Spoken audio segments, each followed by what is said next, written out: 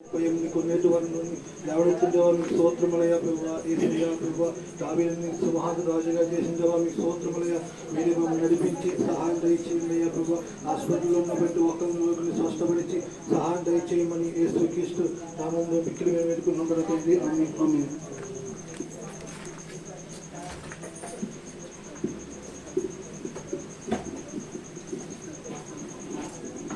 మహోన్నతుడైన మా తండ్రి, మీ యొక్క మహిమగల నామం బట్టి మీకు స్తోత్రము స్తోత్రము. మా ప్రియ దేవా ప్రభా తండ్రి, దేవాని ప్రభ యోగ్యత లేనప్పుడు కూడా ప్రభా ధైర్యము కలిగి మీ సింహాసనం వద్ద చేరి ప్రభా అయా మీ పేరు బట్టి ప్రభా ప్రార్థించి ఆరాధించి స్తుతించే భాగ్యం ఇచ్చావు స్వామి. అయా కోట్ల కోట్ల దూతలై మిమ్మల్ని ఆరాధిస్తున్నావు ప్రభా. అవి ఎంతో పవిత్రమైనవి, పరిశుద్ధమైనవి. భూమి మీద ఉన్న మేమైతే ప్రభా అపవిత్రమో, అపవిత్రమైన ఆలోచన తలంపులు కలిగి ప్రభా అపవిత్ర పేరు కలిగిన మమ్ములను ప్రభా అయా మీ కుమారుడు మా రక్షకుడైన ఆయన రక్తంతో కడిగి ఈ రీతిగా మీ రాజ్య నివాసులుగా మమ్మల్ని ఏర్పాటు చేసుకున్న మా గొప్ప తండ్రివి అందుబట్టి మీకు స్తోత్రము. ఆయన రక్తము చేత మాత్రమే మమ్మల్ని ఏర్పాటు చేసుకున్నారు స్వామి. ఆయన రక్తము చిందించకపోతే మా బ్రతుకు ఏమవునో ఏమవునో. మేము ఏ పాటికి ప్రభా ఇప్పుడు భూలోకము తుడిచివేయకూడదు ప్రభా. ఇప్పుడు మా పేరు మాసిపోనయ్యా. మా పేరు మాసిపోకుండా, మా బ్రతుకు నశించిపోకుండా మమ్మల్ని ప్రభా ప్రేమించి మీ కుమారుడు రక్తంతో కడిగి మీ సహవాసానికి మమ్మల్ని ఏర్పాటు చేసుకున్నా మా ప్రియ తండ్రి మీకు స్తోత్రము స్తోత్రము చెల్లిస్తున్నామయ్యా. ఇది ఈ రాత్రి కాల ప్రభ మళ్ళా చేరి మీ యొక్క పాదముల చెంత ముద్దాడి ఆరాధించి కీర్తించే భాగ్యం ఇచ్చా ప్రభా. అందుబట్టి మీకు స్తోత్రం ప్రభు. వచ్చిన బిడ్డలందరూ బట్టి మీకు స్తోత్రం ప్రభా. మరి ఇంకా రావాల్సిన బిడ్డలు కూడా ఉండగా వారిని కూడా నడిపించమని వేడుకొంచున్నా. ఈ కోడిక ప్రభా ప్రియులు ఎర్రి గారు, ధనలక్ష్మి గారు ఏర్పాటు చేస్తున్నారయ్యా ప్రభా. మరి ఇరువురు మధ్య ప్రేమ అనురాగము దయచేయమని వేడుకొంచున్నా. భార్య భర్తలు అంటే ఏమిటో ఆలోచన కలిగి జీవించేవారుగా, ఒకరినొకరు గద్దించుకునేవారుగా కాకుండా, ఒకరి మీద ఒకరు తిరుగుబాటు చేసేవారుగా కాకుండా, మరి అయినా మాటల్లోనూ అయా తలంపుల్లోనూ చూపుల్లో క్రియల్లో నడవల్లో కూడా మాదిరికరమైన వారిగా జీవించిన కృప దయచేయండి అయ్యా. మాదిరికరమైన వారిగా జీవించిన కృప దయచేయండి అయ్యా. అయ్యా మాదిరి లేనిది ప్రభా ప్రేమ పుట్టదైనా మాదిరి కలిగిన ప్రేమ అనురాగం ఏర్పాటు చేయబడుతుంది స్వామి. అటు మాదిరికరమైన జీవితం ఏమైనదో ప్రియులు ఇరువురు కూడా మీరు బయలుపరచమని వేడుకొచ్చున్నాం. మిమ్మల్ని స్తుతిస్తున్నారు స్వామి, కానీ నిలకడ లేని వారు ఉంటున్నారయ్యా. రోజులు గడుస్తున్నప్పుడు ఏదో ఒకటి ఎదురైనప్పుడు మళ్ళీ పడిపోతున్నారయ్యా. అట్టి రీతిగా కాకుండా ప్రభ నిలబడాలి మీకోసము ప్రభ. నిలబడే వారికి ఉంచండి అయ్యా. వారి హృదయాన్ని, వారి మనసులను, వారి తలంపుల్ని పడగొడుతున్న సాతాను క్రియలను లయపరచమని వేడుకొచ్చాను. ఆ దురాత్మ సమూహాన్ని లయపరచమని వేడుకొచ్చాను. మీ అమూల్యమైన రక్తంతో కడిగి రక్తమనే కోటలో భద్రపరచమని వేడుకొచ్చాను. సహాయం చేయండి. 1వ తారీఖు నుంచి మళ్ళా సహోదరి ధనలక్ష్మి గారు ప్రభ పనికి వెళ్ళాలని ఆలోచన కలిగి ఉండగా ఈ కూడికని ఏర్పాటు చేస్తున్నారు స్వామి. మళ్ళీ మీ చిత్తమతి పనికి వెళ్ళడానికి కూడా కృప దయచేయండి ప్రభా. వారు ఎక్కడో పని చేసిన కానీ సహాయం చేయండి అయ్యా ప్రభు. ఇరువురి మధ్య మీ కృప, మీ సమాధానం నుంచి మనం వేడుకొచ్చున్నాం. అలాగే ప్రభు మరి నారమ్మ గారు బట్టి ప్రార్థన చేస్తున్నాం. భవని గారు బట్టి, వారికి 2వ కుమార్తె వివాహం బట్టి, పెద్ద కుమార్తె ప్రభ జీవితం బట్టి ప్రభ అన్ని విధాలా ప్రార్థన చేస్తున్నాం. రేణుక గారు, నరసింహమూర్తి గారు కూడా రావాలి ప్రభ, గర్భాలను పొందుకోవాలి. నారమ్మ గారు ఇక్కడ మంచి ఆయుష్యాలను దయచేయండి. హరిని జ్ఞాపకం హరిని నడిపించండి స్వామి ప్రభా. రాజుల జ్యోతిని కూడా జ్ఞాపకం చేసుకోండి. వారి మధ్య గర్భఫలం దయచేయండి. బ్లెస్సి రమేష్ బట్టి కూడా స్తోత్రము ప్రభా. బ్లెస్సి గర్భంతో ఉంది ప్రభా. బిడ్డను ఆదరించమని వేడుకొచ్చున్నా. సహాయం చేయండి అయ్యా. బిడ్డ తిని పానములు పరిశుద్ధపరచండి, తినే ఆహారం పరిశుద్ధపరచండి ప్రభ. ఇంకను మా ప్రియులు ప్రభ అనేక రీతిలుగా వచ్చినారు. వారందరూ బట్టి ప్రార్థన చేస్తున్నాం. వారి బట్టి వారి సంతాన బిడ్డలు బట్టి ప్రార్థన చేస్తున్నాం. అందరినీ పేరు పేరు చెప్పిన దీవించి ఆస్వాదించమని, ఇదిగో మా ఆత్మలకు, మా హృదయాలకు, నేను మా విశ్వాసం అనే గృహానికి ఏ మాటలు కావాలో ఆ మాటలు మీరు మాతో మాట్లాడమని మీరే మమ్మల్ని సంధించమని మా ప్రభును మా రక్షకుడైన యేసుక్రీస్తు ఘనమైన నామమును అడిగి వేడుకొచ్చున్నాము తండ్రి. ఆమేన్ ఆమేన్ ఆమేన్. దేవుడికి స్తోత్రం కలుగాక. దేవుడు మన ప్రార్థనలను ఆలకించేట్టుగా చేసినందుకు మన 2 చేతులు పైకెట్టి గట్టిగా దేవుడికి స్తోత్రం చేయాలి. స్తోత్రము స్తోత్రము స్తోత్రం. హల్లెలూయా. కూర్చోండి. మంచిది. ప్రభువారు మరి ఈ యొక్క సమయాన్ని మనకి ఇచ్చున్నారు, మనల్ని ఆదరించున్నారు. ఆయన నామానికి మహిమ కలుగును గాక. మరి ఈ కూటాన్ని ఏర్పాటు చేసిన ప్రియులు సాక్షి చెప్తారా? సాక్షి చెప్పండి.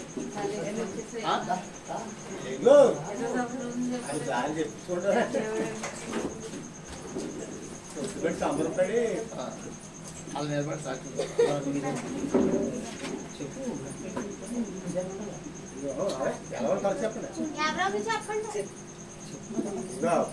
చేసి పొద్దు పెట్టి అమలు పడ్డా చెప్పచ్చు.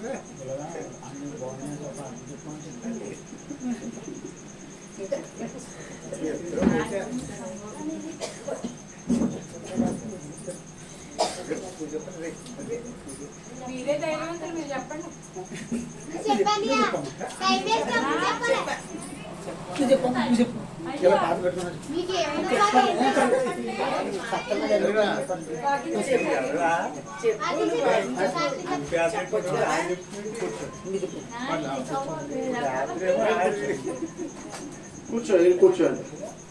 కూర్చోండి.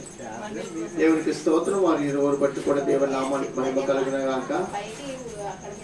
చిన్న చిన్న మనసులో ఆలోచన లేని అనుభవం ఏంటండి? ఆలోచన లేని అనుభవం. బ్రతుకు తెరువు అంటూ ముందు జ్ఞానం లేనివారు దేవుని చిత్తం ఒక బిడ్డ ఇస్తే మరి సర్వతరేమో అనిపిస్తుంది. సరే, ఏదేమైనప్పుడు కూడా మన మాట కాదు, ఆయన కార్యమై ఉండాలి. హల్లెలూయా. ఈ రాత్రి కాలము ముఖ్యంగా ఏంటంటే మీరందరూ కూడా స్త్రీల కూటంలో మీరు పాలు భాగస్సులు అయ్యారు. వచ్చిన రానటువంటి వారు కూడా వందనాలు. చాలా అద్భుతంగా జరిగినాయి. వారు మా మేనత్త గారు 4-5 సంవత్సరాల నుంచి ప్రయాసపడతాం, మీరు రావాలని ఈసారి వచ్చారు. మంచి ఉపదేశాన్ని తెలియపరిచారు.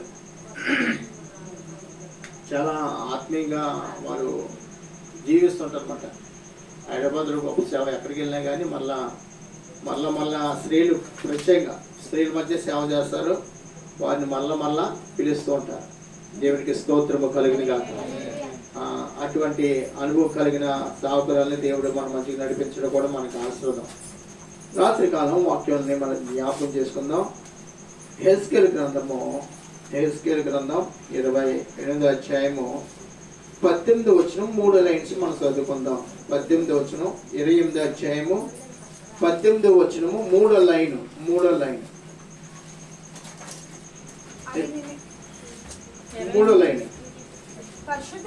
పరిశుద్ధ స్థలమును చెరుపుకుంటివి గనుక నీలో నుండి నేను అగ్ని పుట్టించెదను, అది నిన్ను కాల్చివేయును. జనులందరూ చూచుచుండగా దేశం మీద నిన్ను బూడిదగా చేసేదను. జనులలో నిన్ను ఎరిగిన వారందరూ నిన్ను గూర్చి ఆశ్చర్యపడుదురు. నీవు బొత్తుగా నాశనమై భీతికి కారణముగా ఉండు. దేవునికి మహిమ కలుగును గాక. ప్రియమైన వాళ్ళరా, లేఖనం మనతో మాట్లాడుతున్న మాట ఏంటంటే, నీకు ఇవ్వబడిన పరిశుద్ధ చెప్పాలి, పరిశుద్ధ స్థలమును చెరుపుకుంటివి. దేవుడు మనకిచ్చిన సంఘానైనా, దేవుడు మనకిచ్చిన బ్రతుకైనా కానీ, దేవుడు మనకిచ్చిన ఉచితమైన రక్షణ అయినా కానీ అది ఎంతో విలువైనది, అది ఎంతో అమూల్యమైనది. ఎంతో దాని గురించి ఎంత మాట్లాడుకున్నా దాన్ని మనం వర్ణించలేమో. ఏంటండి 28 3వ లైన్స్, నేను 18 వచ్చిన 3వ లైన్స్ చదవమని అనమాట. అంత కాదు 18. అంతే. ఆ మాట ఏంటంటే, నీకు దేవుడిచ్చిన పరిశుద్ధ స్థలము జీవితాన్ని ఎన్నడూ కూడా చెరుపుకోకూడదు. ఏంటండి, ప్రార్థన చేస్తున్నావా? ప్రార్థన కొనసాగించు. ఎంతవరకు? భూలోకం ఈ ఊపిరి ఉన్నంత వరకు ప్రార్థన కొనసాగించు. పాటలు పాడుతున్నావా? అభిషేకంతో కూడిన అనుభవంతో మళ్ళా పాటలు పాడటానికే నువ్వు సిద్ధపడు. ఇప్పుడు కూడా మన హృదయంలో చూడండి, పరిశుద్ధతను మించిన తలంపు, మళ్ళీ పరిశుద్ధతను పక్కన పెట్టి వేరే తలంపు మనకి ఎంత మాత్రమో రాకూడదు. ఎందుకు తెలుసా? దేవుడు పరిశుద్ధమైన జీవితం అందరికి ఇవ్వలేదు. ఏంటండి? అందరికి ఇవ్వలేదు. అందరికి ఇచ్చాడా? ఇప్పుడు మీరు ఇక్కడ ఉన్నారు, మీ యజమానులు ఉన్నారా? కొన్ని భర్తలు ఉన్నారంటే భార్యలు ఉన్నారా? కొన్ని భార్యలు భర్తలు ఉన్నారా? కొన్ని భార్య భర్తలు ఉన్నారా? బిడ్డలు ఉన్నారా? ఇలా మనం జ్ఞాపకం చేసుకొని చెప్పండి. నువ్వు ఆ ఇంటి స్త్రీవే కదా, ఆ ఇంటి అమ్మవే కదా, ఆ ఇంటి భార్యే కదా. మరి నీకు మాత్రమే ఏంటి? దేవుడు నిన్నెందుకు ఏర్పాటు చేసుకున్నాడు?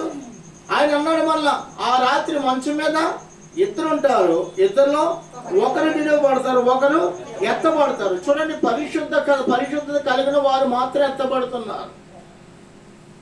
ఏమైంది? పరిశుద్ధత కలిగిన వారు మాత్రమే ఎత్తబడుతున్నారు. దేవుడు చూడండి, ఇప్పుడు మనం ఇక్కడ 20 మంది కూర్చున్నాం అనుకున్నాం. సహజంగా 20 మందిని ఎంత పరిశుద్ధత కలిగి ఉన్నామో నాకు తెలీదు, మీకు తెలియదు మన ఈ గుంపులో. కానీ ఎవరు తెలుసండి? దేవుడు తెలుసు. ఆయన పిలుపు రాగానే ఆ పరిశుద్ధత కలిగి ఉన్న వారందరూ కూడా మనం చూస్తూ ఉండగా మన కంటికి కనపడుతుంటే కంటికి కూడా కనపడరు. ఏంటండి? కంటికి కూడా చూడండి ఎంత లోతైన మర్మం ఇది. మన శరీరం అప్పటికప్పుడు ఏమవుతుందంట? మహిమ శరీరం అయిపోతుందంట. గొంగళ పురుగు సీతాకోక సిల్క మారడానికి ఎంత సమయం పడుతుంది? కొంత సమయం పడుతుంది, అవునా కదండి? కానీ దేవుని యొక్క మర్మము మన వాక్యం బట్టి మనం నేర్చుకుంటే రెప్పపాటులో ఈ శరీరాన్ని కూడా ఏమైపోతున్నాయి? మహిమగల శరీరం అయిపోయి మహిమగల శరీరంలో కలిగి ప్రభువుని క్రీస్తు యొక్క ఆ స్థానాన్ని మనం నిలబడుతున్నాం, ఆయన ఎదుర్కొంటున్నాం పీడ.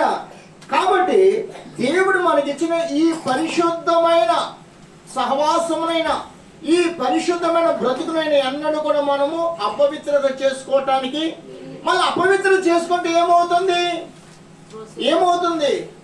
అపవిత్రత మనం చేసుకుంటే మన జీవితాన్ని ఏమవుతుంది? అగ్ని. ఏముందండి? అగ్ని. ఎక్కడి నుంచి అంట? అది ఎక్కడి నుంచో పరిగెట్టి రాదు. ఎక్కడి నుంచి వస్తుంది? నీలో నుండి అగ్ని రగులుతుంది. దేవునికి అసాధ్యం అనేది ఏది కూడా లేదు. భూమి కాల్చేయి అంటే కాల్చేస్తుంది.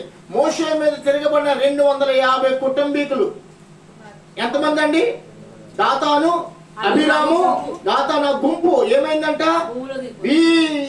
వీరిని విడిచి మీరు పక్కకి వెళ్ళిపోండి అంటే ఇశ్రాయేలు ప్రజలు వారిని విడిచి పక్క వెళ్ళిపోయిన భూమి అంట నోరు తెరిసిందంట. అసలు భూమికి నోరు ఉన్నట్టు మనకి లోకల్ ఎవరు కూడా తెలియదు. ఈ పరిశుద్ధ గ్రంథం చదివితేనే కానీ భూమికి నోరున్నట్టు కూడా మనకి తెలియదు. గాడిదకి నోరు ఇచ్చిన వాడు ఎవరంట?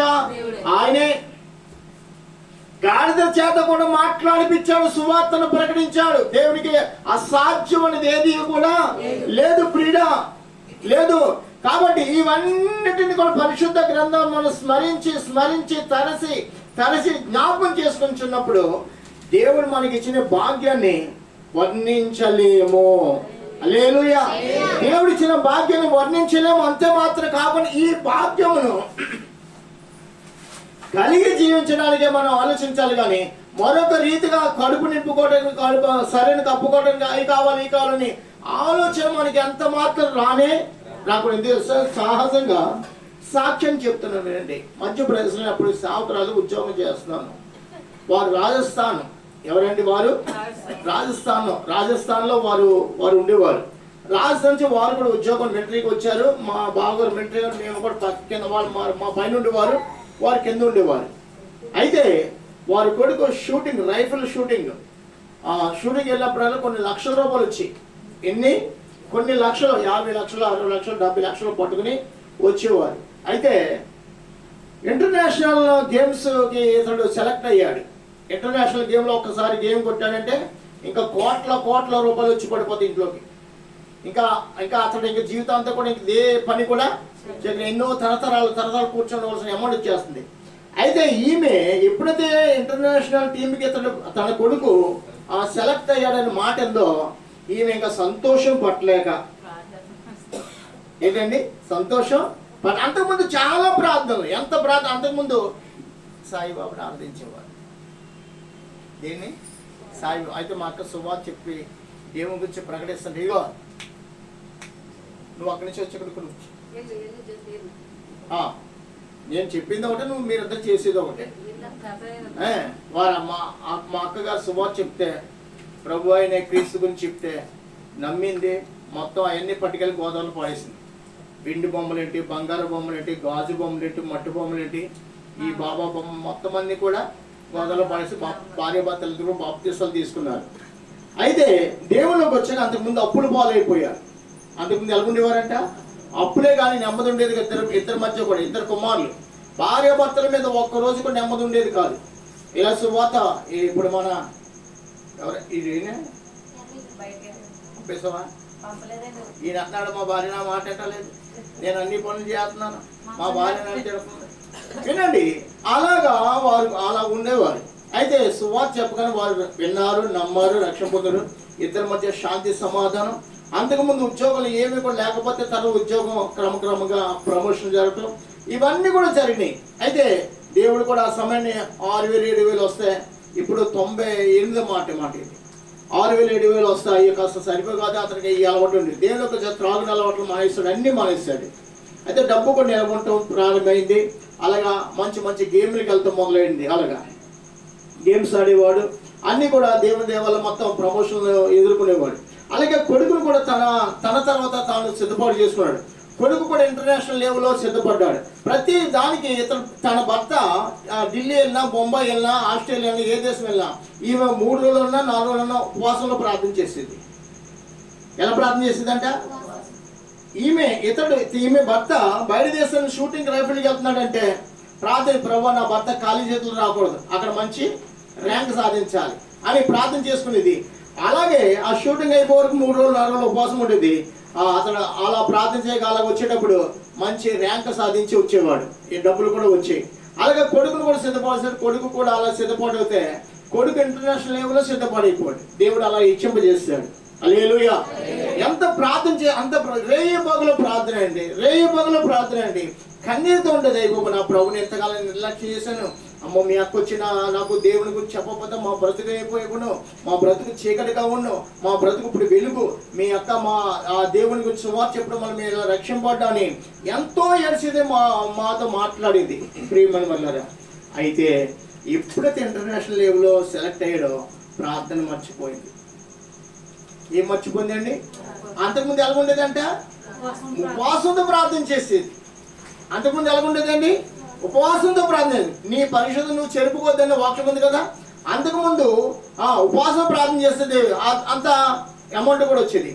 ఎప్పుడైతే కొడుకు ఇంటర్నేషనల్ లెవెల్ సెలెక్ట్ అయ్యే విందో ఇంకా ప్రార్థన సంతోషం.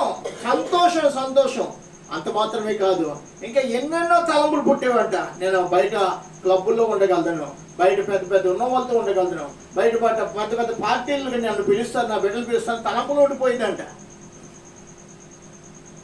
సంఘానికి వస్తాం, సాతీగా మానేస్తుంది. మళ్ళా వారానికి ఒకసారి, నెలకోసారి, మధ్యలో కోటాలు కూడా మాస్టర్ గారు వెళ్ళి అడిగేవారంట, అమ్మా ఏం పేరు, ఆవిడ పేరు, అమ్మా ఏంటి ప్రార్థన రావట్లేదంటే, అయ్యా ఎంత వస్తామనేది అంట మాట్లాడితే. ఇలాగ దేవుడు మగైన పేరు ప్రకాష్ అని, ఆడవాడి పేరు ఏదో ఉంది. సరే అండి, సరే. ఇలాగా ఏమైందంటే దేవుని నుంచి క్రమంగా దూరం అవుతూ తప్పుతో ప్రారంభించింది. అయితే 1 గంట తెల్లారితే ఫ్లైట్ ఎక్కాలి. ఏమవ్వాలండి? తెల్లారితే ఫ్లైట్ ఎక్కాలి. తెల్లారితే ఫ్లైట్ ఎక్కవలసిన బాబు సంతకాడ బాగా 10 గంటల సరదాగా బాగానే పడుకున్నాడు. 5 గంటలు లేవాలి. 5 గంటలు వేసి సిద్ధపడి 10 గంటలకల్లా ఎయిర్పోర్ట్కి వెళ్ళిపోవాలి. 5 గంటలకి ఎంత జ్వరం అంటే అంత జ్వరం అండి. 120 డిగ్రీల కంటే పైన జ్వరం చెప్తుంది. డాక్టర్లు అన్నారు 1 డిగ్రీ పెరిగితే ఈ పిల్లోడికి మొత్తం కాళ్ళు చేతులు పడిపోతాం, ఇవన్నీ చెప్తాయి. అయ్యో ప్రభా యేసయ్య ఏమైంది అంత సంతకడ ఏ జ్వరం లేదు, ఇప్పుడే అకస్మాత్తుగా జ్వరం వెళ్ళకి వచ్చిందండి. ఒక కంగారు పడిపోతుంది. పాస్టర్ గారు ఫోన్ చేసి, విశ్వాసం ఫోన్ చేసి చెప్తుంది, మీరు రండి మా బాబు కోసం ప్రార్థించండి, 10 గంటలు ఫ్లైట్ ఎక్కాలి, కొరోనా పరిస్థితి ఇది అని చెబుతుంటే అందరికీ ఆశ్చర్యమైంది. పాస్టర్ గారు వెళ్ళారు, మా అక్క వీళ్ళందరూ కూడా వెళ్ళారు, మేము ఉద్యోగ నిమిత్తం వెళ్ళలేదు. అయితే ఈ పరిస్థితి వస్తే ఆ ఫ్లైట్ ఎక్కే సమయానికి కుమారుడు వెళ్ళలేదు. ఫ్లైట్ వెళ్ళే సమయానికి కుమారుడు అక్కడికి వెళ్ళలేదు. ఫ్లైట్ అవుతుందా? ఫ్లైట్ ఆగుదా? అతడు చిరంజీవి అయినా అతను ఎవరైనా కానీ ఫ్లైట్ ఆగనే ఆగుదు. సమయం కంటే ముందుగా ఉంటారు. ముందు ఫ్లైట్ ఎక్కాలంటే ఏం చేయాలంట? సమయం కంటే. అయితే ఫ్లైట్ వెళ్ళిపోయింది. కుర్రోడికి జ్వరము తగ్గలేదు. 3 వారాల తర్వాత ఒక సేవకుని రప్పించుకొని, ఏంటంటే 3 వారాలతో ఒక సేవకుని రప్పి, నా జీవితంలో ఎందుకు ఇలా జరిగింది, నా కొడుకు ఇంటర్నేషనల్లో సెలెక్ట్ అయ్యాడు, నా కొడుకు ఆ సమయానికి ఎందుకు వెళ్ళలేదని ఒక సేవకుడి ద్వారా చెప్పమని సేవకుడు ప్రార్థించేది చెప్పాడంట. నువ్వు ఎప్పుడైతే నీ కొడుకు సెలెక్ట్ అవడం ప్రారంభించావో అప్పుడు ప్రార్థన మర్చిపోయావు, నీ పరిశుద్ధతను నీవే చెరిపేసుకున్నావు. నీ పరిశుద్ధతను నీవే. ఇప్పుడు ఈమె డబ్బు మీద మనసు పెట్టుకుంది, దేవుని మీద మనసు పెట్టు. అప్పుడు దేవుడు ఆ సేవకుడు అంట, నీ ఆత్మ రక్షింపబడాలంటే నీ కొడుకు అక్కడ ఉండనే. నీ కొడుకు అక్కడికి వెళ్ళాడు అనుకో, నువ్వు మొత్తం దేవుని దూరం వైపు అగ్నిలో పడిపోతున్నావు. ఏమన్నారండి? మొత్తం నువ్వు నీ కొడుకు అక్కడికి వెళ్ళాడంటే దేవుని విడిచిపెట్టి అక్కడికి వెళ్ళిపోతున్నావు, నరకాగ్ని కూడా నువ్వు సిద్ధపడిపోతున్నావు. అంటే నీ తలంపులు, నీ ఆలోచన అలా పెరిగిపోని, అలా నువ్వు మోసకరమైన ఆలోచన కలిగి ఉన్నావు. కాబట్టి దేవుడు తన బిడ్డల్ని ఎలా రక్షించుకోవాలో ఆయనకు తెలుసు. దేవునికి స్తోత్రము కలుగును గాక. ప్రియుడా, ఈ సమయం ఇక్కడ కూర్చున్న నీలో 4 అప్పులు ఉన్నాయి అనుకుంటున్నామేమో, 4 వేదనలు ఉన్నాయి అనుకుంటున్నామేమో, 4 పోరాటాలు ఉన్నాయి అనుకుంటున్నామేమో. నీలో పోరాటాలున్నా, అప్పులున్నా, సమస్యలున్నా అవి దేవుడు నీకు అనుగ్రహించాడు కాబట్టి అవి నిన్ను ఏలుబడి చేస్తున్నవి. అర్థమవుతుందా? ఇప్పుడు ఈ స్థితిలో లేకపోతే నేను ఇంటికి వచ్చి సువార్త చెప్పేవాడినా? ఇప్పుడు ఈ స్థితి లేకపోతే ఆయన దేవుని సన్నిధికి ఎప్పుడైనా వెళ్ళేవాడా? అనంతలక్ష్మి గారు ఎప్పుడైనా ప్రార్థన చేశారా? నారమ్మ గారి మోకం నాకు తెలుసా? అనంతలక్ష్మి గారి మోకం తెలుసా? గౌరమ్మ గారు, ఇలా మీరు అందరి మోకం నాకు తెలిసినా? లేదు కదా? అవునా కదండి? దేవుని ప్రణాళిక ఎలాగ ఎవరిని ఏర్పాటు చేసుకుంటాడో, ఎవరి ద్వారా సువార్త ప్రకటిస్తారో, ఎవరిని ఏ రీతిగా నడిపించుకుంటాడో అదంతా ఆయన కార్యము, ఆయన ఆలోచన, ఆయన జ్ఞానము. ఆమేన్, హల్లెలూయా. ఆయన కార్యము లేకుండా నీ జీవితంలో, నా జీవితంలో ఏది కూడా జరగని. మన జేబులో ఒక పినిస్ అంట, ఈ పినిస్ కూడా కింద పడతానికి కూడా దానికి అధికారము లేదు. చెప్పండి, దేవుని యొక్క ఆజ్ఞ లేకుండా ఏదైనా జరిగిందంటే ఏమి కూడా జరగలేదు. భూమి మీద ఏదైనా ఉన్నదంటే మొదట ఆయన ప్రణాళిక అవి ఉన్నాయి కాబట్టి భూమి మీద అవన్నీ కూడా సమస్తము సమకూడి జరుగుచున్నవని ఎరుగుదుముగాక.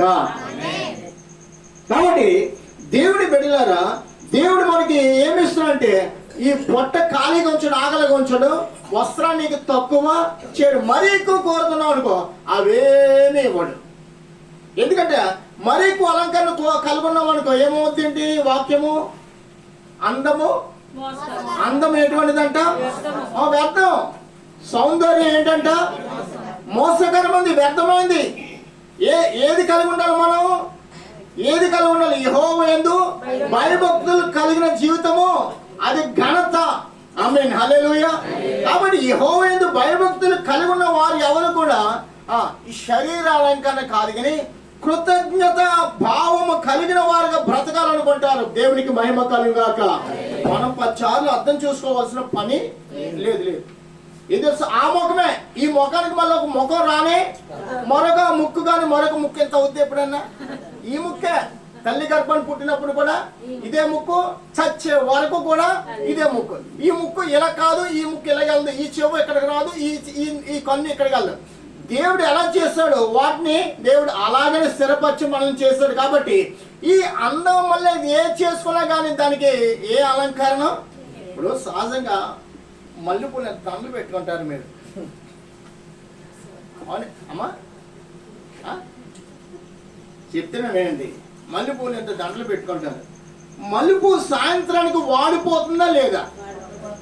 మల్లెపూ అందం ఎక్కువ, నీ అందం ఎక్కువ? మల్లెపూ పెట్టుకుని ఎలా చూసి అంటే మల్లెపూ పెట్టుకుంటే వేరే గంధం వచ్చేస్తుందా? కనకాంబరం పెట్టుకుంటే వేరే గంధం వచ్చేస్తుందా? గులాబీ పూలు తలనైనా గుచ్చుకో, సాయంత్రం వాడిపోయాక నువ్వే తీసి పడేస్తావు. అవును కదా? నీ చేతులతో నువ్వు రెండో రోజు పెట్టుకుంటామయ్యి. నీ రూపం మరి ఎప్పుడైనా మారుతుందా? నీ రూపంలో ఏదైనా లోటు ఉంటుందా? చెప్పండి చెప్పండి చెప్పండి. దేవుడు అంత సుందరమైన రూపాన్ని, సుందరమైన జీవితాన్ని దేవుడు మనకిస్తే మనం ఏవేవో కోరుకుంటాం, అవి కొంతకాలమే, కానీ అవి శాశ్వతము కానీ శాశ్వతమైన జీవితాన్ని దేవుడు మనకి ఇచ్చాడు. ఈ బ్రతుకు బట్టి దేవునికి ఏమి ఇస్తున్నాం? మనం అందరం అంటాం, దేవుడు నాకు ఏమి ఇచ్చాడు. అసలు దేవునికి ఎంతవరకు కృపనిచ్చాడే? దేవునికి నువ్వు ఏమి ఇచ్చావు? దేవునికి చేసింది ఏంటి? నువ్వు దేవుడికి చేసింది ఏంటి? దేవుడికి ఏమి ఇచ్చావు? దేవుడు రేపడుతున్నా నిన్ను భూమి మీద నా భూమి అంటాడు. ఏమంటాడు దేవుడు? నా భూమి అంటాడు. నా భూమి మీద నిన్ను ఉంచాను. నువ్వు బ్రతకడానికి కరెంట్ బిల్లు కట్టావే, బ్రతకడానికి అన్ని కూడా నువ్వు డబ్బులు చెల్లించావే. నా భూమి నిమిత్తం, నా రాజ్యం నాకు ఏమి ఇచ్చావా? భూమి మీద ఉన్నప్పుడు ఎప్పుడైనా నాకేమైనా సమర్పించావా? నీ సమర్పణ ఏమైనా ఉన్నావా? ఇక్కడ చూపించంటారంట. ఏమీ మనం ఇవ్వలేదు, ఏమి ఇవ్వలేదు. మళ్ళా ప్రతిగా ఆయన ఏమిచ్చాడు మన కోసం? ఆయన రక్తాన్ని ఇచ్చాడు, ప్రాణాన్ని ఇచ్చాడు. ఆయన రాజ్యాన్ని విడిచిపెట్టి మానవ రూపాన్ని దాల్చాడు అమ్మా. అంతేనా? మానవ రూపాన్ని మనం సౌఖ్యం కోరుతున్నాం. ఆయన ఎప్పుడైనా సౌఖ్యంగా సుఖంగా జీవించాలంటే ఏమీ లేదు. మరి ఆయన శరీరంలో ఉన్న దినాల్లో ఎంతో కన్నీరుతో, రోదనతో, ఆ యాచనలు కలిగి, తండ్రి దేవునికి భయభక్తులు కలిగి అర్పింపబడి ఉన్నాడని మనం చదువుతున్నాం. ఎప్పుడైనా రోదన కలిగిన ప్రార్థన మనం చేసామా? నాకు కన్నీరు రావాలి, ఈ రోజున భోజనం చేయను, మంచులు తాగను, మజ్జిగ కూడా అసలు ఏమో ముట్టుకోను, ఉమ్ము కూడా లోపల మెంగను అని ఉపవాసం ఎప్పుడైనా చేసామా? దేవుడు అటువంటి షరతులు పెడితే మనం ఏమైపోతుంది భూలోకంలో? అవునే కదా. కరెంట్ బిల్లు కట్టకపోతే కరెంట్ 3 రోజులు 4 వచ్చి ఏం చేస్తాడు? తీసిపోతాడు. ముందు చెప్తాడు, మళ్ళా సమయం మళ్ళా కట్టలేదానికి ఏం చేస్తాడు? పీక్కిపోతాడు. ఏం చేస్తాం? అయ్యో బాబా, ఎక్కడో అప్పులు చేసి కడుతున్నాం కదా. అలాగే దేవుడు గాలి ఉచితంగా ఇచ్చాడు. గాలి బొరవంతే నీకు నాకు తెలుసా? మనం ఎన్ని వాళ్ళు ఊపిరి తీసి ఎన్ని వాళ్ళు ఊపిరి వదులుకుంటున్నాం మనకు తెలుసా? అసలు ఆ జ్ఞానం లేకుండా మనం జీవిస్తున్నాం ఎంతకాలం అంటే దేవుడిచ్చిన కృపాకాలం యావత్తు కూడా మనం బ్రతుకుతున్నాం. కానీ నాకు గాలి ఇచ్చిన దేవుడు, నాకు నీరునిచ్చిన దేవుడు, నాకు భూమి మీద జీవం ఇచ్చిన దేవుడు గొప్ప దేవుడు అని ఎప్పుడైనా దేవుని ఎదుట మనం మోకరించి ప్రార్థన చేశామా? పోనీ ఆ దేవుడు నా కోసం మానవుడిగా జన్మించాడు. ఆయన ఎవరు? మానవుడు కాడు. ఆయన ఎవరంటే దేవాది దేవుడు. దేవునికి స్తోత్రము కలిగాక. దూతలు ఆరాధించుచున్న దేవుడు, శరబులు కెరబులు ఆయనను ఆరాధించుచున్నావు. ఆయన పైన ఇంకా ఆయన మనకు కనబడే ఆకాశం కంటే ఆయన ఆకాశాలు పై ఆకాశాలు కలిగిన మహానీయుడు. ఆయన అంత పరిశుద్ధుడు. మనం చూస్తున్న ఒక్క ఆకాశమే. ఒక చిన్న విషయం చెప్తున్నాను. యేసు ప్రభు రాకడ మరీ మరీ మరీ సమీపం ఉంది. నిన్న యూట్యూబ్లో నిన్న వార్తలు చూస్తుంటే ఈ ఆకాశం అంటే ఇవన్నీ కూడా ఒక చోట చేరుకుంటున్నాయంట. ఏమంటారు అట్లే? కక్ష నుంచి ఉపగ్రహాలన్నీ కూడా ఒక చోట చేరుతున్నాయి. ప్రియమైన జరిగే విషయం చెప్తున్నానండి. ఈ ఉపగ్రహాలన్నీ కూడా ఒక చోట చేరాలి. ఏంటండి? ఈ గ్రహాలన్నీ కూడా ఏమవ్వాలంట? ఒక చోట చేరుకున్నాక, ఇప్పుడు టీవీ నేను చెప్తున్నాను, ఈ రోజు 28, 29లో ఈ గ్రహాలను ఒక చోట చేరుకున్నాయని చెప్తున్నారు. సరే, చేరుకోండి చెప్తున్నారు, కానీ చేరుకునేది ఎందుకో, చేరుకున్న తర్వాత జరిగేదేదో వాళ్ళకి తెలియదు. అయితే చెప్తున్నానండి, ఈ ఉపగ్రహాలన్నీ కూడా ఒక కక్షలో చేరుకున్న పిమ్మట యేసు ప్రభు వారంట ఆ కక్షల మధ్య కనబడతారంట. ఎలాగా? సిలువ వేయబడిన క్రీస్తుగా సర్వలోకానికి కనబడబోచున్నాడు. ఆమేన్, హల్లెలూయా. ఈ దినాన్ని యేసు మా దేవుడు కాదనే వారు ఎన్నో సమాజం లోకలు ఉన్నవే, వారందరూ కూడా రొమ్ము కట్టుకునే సమయం సమీపమైంది. హల్లెలూయా. వాళ్ళందరూ రొమ్ము కట్టుకుంటారు. అయ్యో, ఈయన నిజంగా చేస్తే ఇప్పుడు మేము ఇంతవరకు భూమి మీద ఈయన గురించి విన్నాము, అనేక స్థలాలు ఈయన గురించి వింటున్నాం, కానీ ఇప్పుడు స్వయంగా మేము ఆకాశ మండలం మీద ఈయనను మేము సిలువ వేసేట మేము చూస్తున్నాము. సిలువ వేయబడిన క్రీస్తుని సువార్త ప్రకటింపబడినా ఎప్పుడు కూడా మా చెవులు వినలేదు. అయితే మేము ఇప్పుడు కన్నులారా చూస్తున్నాం. ఇప్పుడు ఏం చేయాలి? బాధకునే లోపు యేసు ప్రభువారు మరలా పక్షన మహిమాస్వరుడుగా మా జాగంలో వచ్చి తన బిడ్డల్ని తన రాజ్యానికి తీసుకెళ్ళిపోతాడు. ఎంతో సమయం పట్టదు ప్రియమైన వాళ్ళరా, ఎంతో సమయం లేదు భూమి మీద నీకు నాకు. కాబట్టి దేవుడు నీకు ఇచ్చిన ఈ పరిశుద్ధ జీవితాన్ని ఎన్నడూ కూడా అపవిత్రము చేసుకోకుండా నిన్ను నీవు దేవునికి కనపరచుకో, సమర్పించుకో. ప్రభా ఇంకా ప్రార్థించేసే భాగ్యము దయచేవా, ఇంకా స్తుతించే భాగ్యము దయచేవా, ఇంకా నువ్వు నిన్ను ఆరాధించే జీవితం నాకు దయచే. ఎందుకు ఆరాధన లేకపోతే, ప్రార్థన లేకపోతే, స్తుతి లేకపోతే సాతాను గడు ఏ సమయమైనా కానీ మనల్ని. కాబట్టి సంఘ కూటాలు లేవు, కనీసం నీ చేతిలో బైబిల్ ఉంది. ఈ బైబిల్ గ్రంథమే నీకు గొప్ప ఆధారం. ఇది నిన్ను పాడేవనదు. ఈరోజు ఒక సహోదరి చాలా వేదన కలిగి ఫోన్ చేసిందండి. మన కోటలకు వచ్చినప్పుడు వాళ్ళ కుమార్తె సాతాను గడంట, మీరు ఆత్మల ప్రార్థనకి వెళ్ళిపోతున్నారో మిమ్మల్ని భూమి మీద ఉండకుండా చేస్తానంట. ఏమందంట? మిమ్మల్ని భూమి మీద సాతానికి చూడని ఎలా ప్రజలు భయపెడతాడు. వాడికి ఉందా అధికారం? లేదు. వాడికి అదే లేదు. మా సంఘ పెద్ద సత్యబాబు గారి కూతురు, 3వ కూతురు పవని అని అమ్మాయి 2 సంవత్సరాల క్రితం నేను ఎక్కువగా పిల్లల చేత స్తోత్రం బుక్ పెట్టించి సంఘానికి యావత్తు కూడా స్తోత్రం చెప్పించాను వాడిని. ఆ అమ్మాయి సాధనకి వచ్చి మళ్ళీ వచ్చే స్తోత్ర ఆరాధనకి నీవు భూమి మీద ఉండవన్నాడంట. ఈ పిల్ల గడగడ వణికిపోయి డాడీ రాత్రి సాధనకి వచ్చి, అంటే 12 గంటల స్తుతి ఆరాధన నడుతుంది మాది. ఇప్పుడు సెప్టెంబరు 2వ వారం 2 శుక్రవారం ఇప్పుడు పెడతామట. మొత్తం 6 to 6 వరకు 12 గంటల స్తోత్రం యేసు రక్తమే స్తోత్రం. ఇలాగా మేము బైబిల్ గురించి కొన్ని వాక్యాలు చెప్పుకుంటే స్తోత్రాలు చేస్తూనే ఉంటాం. ఈ రీతిగా చేపించాడు కొంత సమయం అమ్మాయి చేత. అయితే ఆ రాత్రి కాల సాతానుడు వచ్చంట అన్నాడంట, మళ్ళీ వచ్చి స్తోత్రాలుగా నిన్ను నేను భూమి మీద ఉంచానంట. చాలా భయపడే ప్రియుల కుటుంబం అందరి కాలంలో అయ్యో ఇదేంటి ఎలా జరుగుతుందో ఏంటి అన్నారు. నేనన్నా సాతానికి భయపెడతాడు, ప్రాణం తీయడం వాడి చేతిలో. ఇది ఇప్పుడు 3వ సంవత్సరం. ఇది దేవునికి స్తోత్రము కలగాలి. సాతానుడు విశ్వాసం ఎదగనేమని నీవు దేవుడు స్తుతించడం వాడికి అసలు నచ్చదు. కాబట్టి ప్రియమైన వాళ్ళ నువ్వు ప్రార్థన చేస్తున్న సాతాను నిన్ను ఏదో భయపెడతాడు, కానీ ప్రాణం తీయటం వాడి చేతిలో. ఎందుకంటే నువ్వు దేవుడి రాజ్యంలో చేరుతున్నావు, దేవుడి ఆత్మను పొందుకుంటున్నావు, దేవుడి బలాన్ని పొందుకుంటున్నావు. నీవు ఆ రీతిగా ఉండటం వాడికి నచ్చనే. ఇది తెలుసా, నీవు అడుగు పెట్టే స్థలం వాడికి ఎంత మాత్రం అడుగు పెడతాను వాడికి అధికారము ఉండదు. అది ఇప్పుడు మనం పోటీ పడతాం ఏదో ఒక స్థలం కొనడానికి, అవునే కదా. ఆ ఇల్లు నాదో అవ్వాలని, వేరే వాడు రాకూడదని, అవునే కదండి. ఎంతైనా వాడు 10,000 అంటే 20,000 అంటాం, వాడు 30,000 అంటే 50,000 అంట, అలా కొనేసుకుంటాం. అది మందైనట్టు.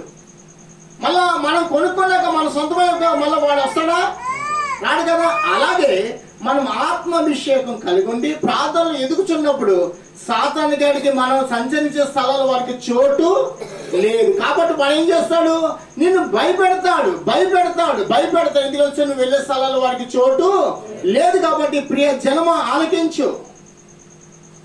కాబట్టి నీ ప్రార్థనను ఆర్పుకోకు, ఆత్మను నీవు ఆత్మకు ఆత్మ కలిగి ప్రభువులో వర్ధిల్లాలి, ఎదగాలి. శరీరీతిగా అందాన్ని కోరుకోవడానికి ఎదుగుతూ ఉంటాం, శరీరీతిగా ఏవో అలంకరణకి చేయడానికి ఆశపడతాం, కానీ ఆత్మలో ప్రార్థన చేయడానికి మాత్రం ఆలోచన రాదు. నేను 20 నిమిషాలే ప్రార్థన చేస్తున్నాను, 40 నిమిషాలు ఎందుకు చేయకూడదు అనే తలంపు పుట్టదు. 40 నిమిషాల ప్రార్థనే, అది గంట ప్రార్థన ఎందుకు చేయకూడదు? నేను చేయాలి. నా దేవుడు నా కోసం గొప్ప బలియాగం చేస్తాడు, నన్ను విమోచించుకున్నాడు, నన్ను పేరు పెట్టి పిలుచుకున్నాడు. నీవు నా సొత్తు అని 89వ కీర్తన దావీదు గారి ప్రార్థన అంట. దావీదు గారి ప్రార్థన ఒకసారి మనం జ్ఞాపకం చేసుకుందాం. చూడండి, నా తండ్రి అని మొదలు పెడతాడంట. కాబట్టి అతన్ని జ్యేష్ఠుడిగా చేసుకున్నాడంట. 89వ కీర్తనకు వద్దాం. కీర్తన గ్రంథం 89వ అధ్యాయము చూడండి. 89వ అధ్యాయము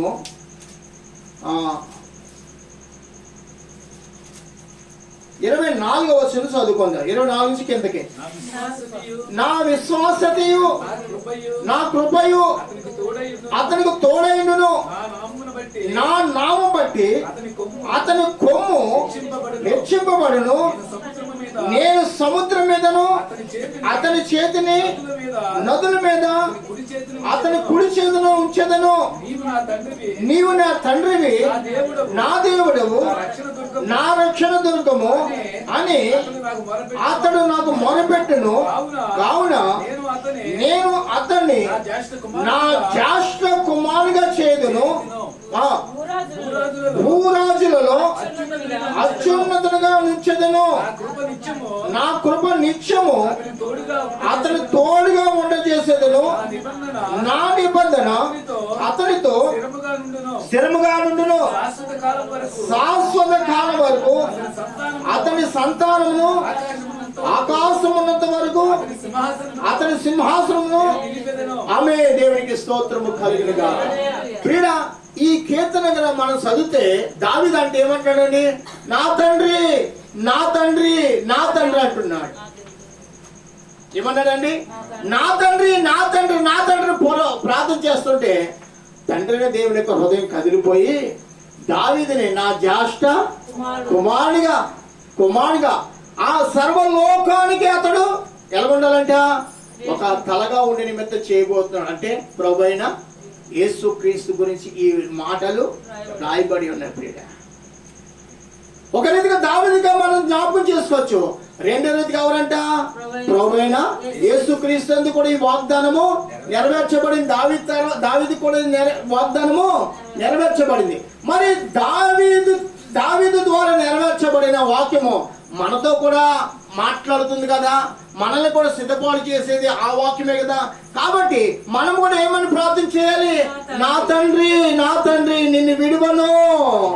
అయ్యా, నీవు నన్ను విడవవద్దునైనా, నీ కృపతో నన్ను నింపు, బలపరచు. నీ కృప నా మీద నుంచి నీ రాజ్యం చేరే వరకు సాతాను కంటికి నన్ను కనబడనీయకుము స్వామిని ప్రార్థన చేయాలి. ఎవరికంటే కనబడకూడదంట? సాతాను కంటికి మనం కనబడకూడదు. ఇప్పుడు మన ప్రార్థన వర్తిల్లాలంటే ఏం చేయాలండి?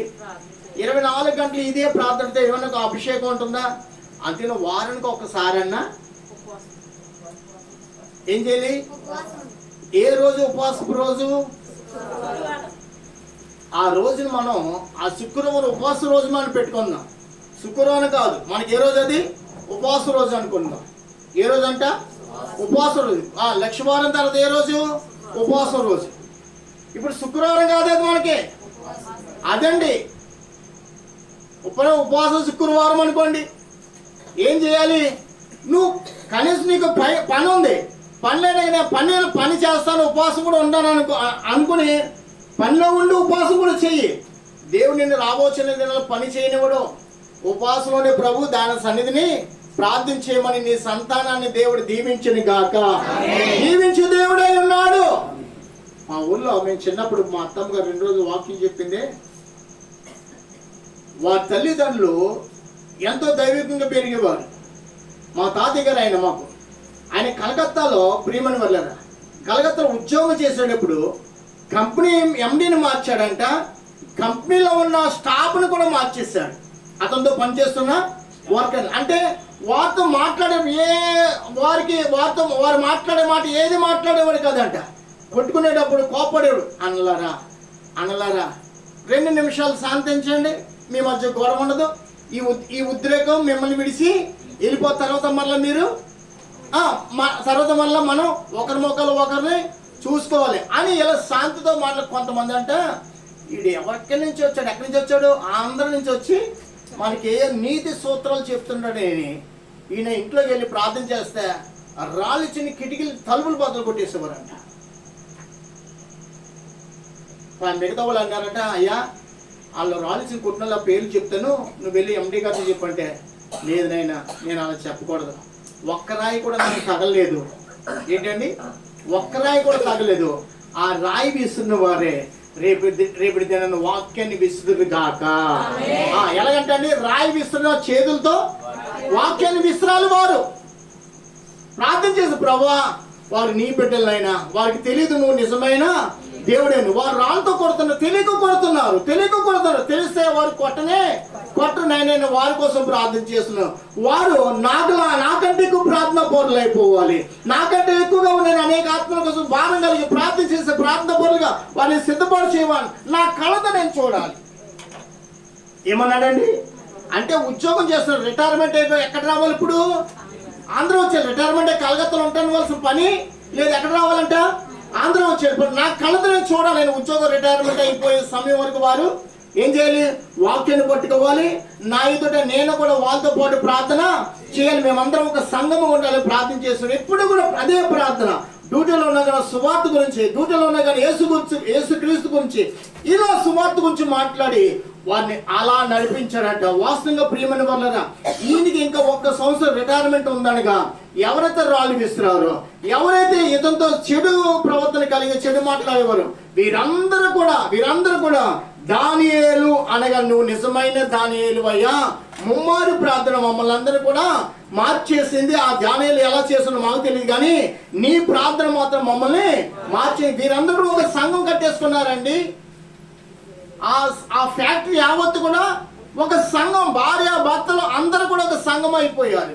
ఇప్పుడు ఆ సంఘంలో అనేక సువార్త ప్రకటించేవారు రాళ్ళు విసిరి కొట్టారే, వారు ఈరోజు మంచి సేవకులపై సువార్త ప్రకటిస్తున్నారు. ఉద్యోగానికి రాజీనామా చేసి, హల్లెలూయా, ఉద్యోగానికి ఈయన కంపెనీ వదలంటే ఏడుసారంట. ఈ రీతిగా మమ్మల్ని ఆదరించిన వారు, ఈ రీతిగా మా కోసం ప్రార్థన చేసిన వారు, ఈ రీతిగా జీవ మార్గం నుంచి మాకు చూపించిన వారు మా మధ్య ఎవరు కూడా లేరు. నువ్వు ఆంధ్ర వాడు అనుకున్నా, కానీ ఆంధ్ర నుంచి వచ్చి మా ప్రాంతాన్ని వెలిగించిన గొప్ప మా ప్రియుడువు. హల్లెలూయా. అతడు ఉద్యోగం రిటైర్మెంట్ అందరూ ఏడిసి అయ్యో మంచి వ్యక్తిని కోల్పోయి, నైనా నువ్వు ఇక్కడి నుంచి ఎక్కడికి వెళ్ళొద్దు, ఇక్కడ మా మధ్య ఉండి పరిస్థితి అంటే, దేవుడు లేదు, నాకు ఆంధ్రలో ఇంకా సువార్త పెట్టాడు, నా జన్లు మధ్యకెళ్ళి ఇంకా సువార్త నేను చేయాలని. అప్పుడు మేము చిన్న పిల్లలం మా ప్రాంతంలో మమ్మల్ని పట్టుకున్నాడు. ఈరోజు మేము కూడా అతని చేతుల నుంచి బయటకు వచ్చిన వారమే. హల్లెలూయా. ఈ వయసు వచ్చింది, ఈ అనుభవం కలిగి ఉన్నావు. నాకు 50 సంవత్సరాలు దాటిపోని చెప్తున్నావేమో, నువ్వు నాకు 60 సంవత్సరాలు, నాకు 70, ఏది నీ సాక్ష్యము? మనము చూడండి, చచ్చిపోయిన తర్వాత ఏముంటుంది? ఏం మిగులుతుంది? సాక్ష్యం మిగిలి ఉంటుంది. ఏం మిగులుతుందంట? సాక్ష్యం. ఆ సాక్ష్యం బట్టి అనేకులు రక్షింపబడతారు కాక. నీలో నాలో సాక్ష్యములని ఈ బ్రతుకు ఏం ఫలితం అమ్మా? కొంతమందిని రక్షించలేని మన బ్రతుకు ఎంతకాలం జీవించిన ఏమి ఫలితము? కొన్ని కుటుంబాలను వెలిగించావా? కొన్ని కుటుంబాలు మన బట్టి కట్టబడినవా? ఎవరిని యేసు ప్రభు వాటి వెలుగును చూసారని బట్టి ఎప్పుడైనా కొన్ని ఆత్మల కోసం మోకాల మీద కన్నీరు కాచి ప్రార్థన చేసిన అనుభవం నీలో ఉందా? నాలో ఉందా? నీ పరిశుద్ధతను నీవు చెరుపుకోవద్దంటున్నాడు. అంత మాత్రం నిన్ను నీవు చల్లార్చుకున్నట్టు కూడా దేవునికి ఇష్టము. అది నువ్వు చల్లారిపోయిన స్థితిలో ఉండటం కూడా దేవునికి ఇష్టము లేదు. నాకెందుకు అనుకున్నావు అనుకో, దేవుని హృదయ రహస్యములు కనిపెట్టు. దేవుడై ఉన్నాడు. నీకు ఇచ్చిన ఈ భాగ్యం, ఈ జీవితం గొప్పదని, ఇది విలువైన జీవితం నమ్ము. నువ్వు అనేకలకు ఒక సాక్షిగా ఉందో కాక. చచ్చిపోయినప్పుడు చూడండి, పేరు ప్రతిష్టలు కలిగిన ఏమైనా విలువ ఉందంటే ఏమీ విలువ లేదు. ఏమైనా ఉందా? ఏమీ లేదండి. ఏమీ విలువ అంటూ లేదు. కానీ భూమి మీద ప్రభుని కలిగి బ్రతికే వారికి భూమి మీద ధన్యత ఉంది, పరలోకంలో ఇంకో గొప్ప ధన్యత ఉంది. ఆమె దేవునికి స్తోత్రం కలిగాడు. మనము చూడండి, మీకు ఎందుకు ఉపవాసాలు చేయమని చెప్తున్నానంటే, ఆత్మలో మనం వర్ధిల్లాలి. ఎలాగండి? ఆత్మలో వర్ధిల్లాలి. భూలోకంలో శారీరక వర్ధిల్లడానికి ఆలోచన అనేకలు కలిగి ఉంటారు. ఈ చిన్నపిల్లలు అడిగితే డాక్టర్ అవ్వాలంటాడు, చిన్న బిడ్డ అడిగితే నేను కలెక్టర్ అవ్వాలంటాడు. అసలు కలెక్టర్ రేంజ్ ఏంటో తెలియపోయి కానీ ఏమంటాడు? కలెక్టర్ అవ్వాలంటాడు. మన చిన్న పిల్లల్ని మైక్ మా మీటింగ్లకి పోయిన సంవత్సరం మీటింగ్లో, అక్టోబర్ మీటింగ్కి మైకిల్ దగ్గర నుంచి కదులుతలేదు. మరి అక్కడి నుంచి దగ్గర కరెంట్ షాక్ కొడతా అన్నాడు. ఆడేస్తున్నాడా? అంకుల్ గారు పెద్ద అయితేనే నేను పెద్ద పెద్ద బాక్సులు కొనేసి మొత్తం అన్ని చోట్లకి నాదే బాక్సులు వెళ్ళాలంటున్నాడు. మరి పని ఏం విలువ లేదు రా బాబు, అయితే పంగలో చదువుకోరంటే లేదండి నేను పెద్దోడు అయిపోక ఇదే పని చేస్తాను అన్నాడు. అంటే చిన్నపిల్లగా రేపు ఏదైనా ఏం జరుగుతుందో వారికి తెలియదు, ఆ పని మాత్రం కోరుకుంటా. ఒకప్పుడు మనం కూడా అదే ఆశ కలిగిన వారు. నేను కూడా 2010 జనవరిలో టార్గెట్ వేసుకుని డైరీలో రాసుకుని పెట్టుకున్నాను. 2010 ఫిబ్రవరి 2వ తారీఖు దేవుడు నా టార్గెట్ని యావత్తు కూడా 0 చేసి, నైనా నీ ఉద్యోగం విడిచిపెట్టి రా, నేను త్వరగా వస్తున్నాను, అనేకులకు నీవు సువార్త ప్రకటించు, లేదా నీవు జీవితం సరిగ్గా ఉండదని దేవుడు చెప్పేశాడు. అయ్యో బాబా వస్తున్నాను అంటే మళ్ళీ ఇదిగో ఈ సువార్త భాగ్యం పొందుకున్నాను. మన ఆలోచన వేరు, ఆయన కార్యము ఆ కార్యం స్థిరమైనది, ఆయన ఆలోచన స్థిరమైనది, మన ఆలోచన స్థిరమైనది. కానీ మళ్ళీ ఈ రోజు మళ్ళీ వేరే ఎవరైనా చెప్తే దీన్ని పక్కన పెట్టేసి మళ్ళీ దానికి వెళ్తాం. అవునా కదండి, అవునా కదా ప్రియుడా? ఆలకించండి. లోకంలో స్థిరమైన బ్రతుకు లేని మానవుణ్ణి స్థిరమైన మార్గం నడిపించి వాడు కూడా ఆయన. అందుకే ఆయన అన్నాడు, నేనే మార్గము, నేనే సత్యము, నా ద్వారానే తప్ప ఎవడు కూడా. కాబట్టి ఆయన మార్గం గుండా మనం నడవ నిమిత్తం ప్రభు మనం చేయి పట్టుకుంటున్నాడు. ఆమేన్, హల్లెలూయా. నీతో నాతో మాట్లాడుచున్నాడు. ఆలకించు ప్రియ నేత్రమా, మిత్రమా. ఆయన మాటను ఆలకించి నీకు ఇచ్చిన పరిశుద్ధ నువ్వు పాడు చేసుకోవద్దు. అయితే పాడు చేసుకుంటే ఏమవుతుందంట, నీలోంచి అగ్ని పుట్టి, అగ్ని ఎక్కడి నుంచి వస్తుంది? నీలోంచి రగులుతుంది, నిన్నే కాల్ చేస్తుంది. కాబట్టి ప్రభువు నీతో నాతో మాట్లాడుతున్న మాటల్ని మనం ఏం చేయాలంట, మనం వాటిని మనం వింటున్నాము వారమే కాకుండా విని ఏం చేయాలి, ఆయన లేఖనానికి మనం లోబడాలి, ఆయన యొక్క వాక్యానికి మనం లోబడాలి. ప్రభు ఎందుకు మాట్లాడుతున్నాడో ఈ వాక్యం ద్వారా ఆయనకు మాత్రమే తెలుసు. మళ్ళీ నీకు నాకు కూడా ఏ మాత్రము కూడా తెలియదు. కాబట్టి ప్రభు మాట్లాడుతున్న మాటల్ని మనం ఏం చేయాలి, గమనించి స్మరించాలి.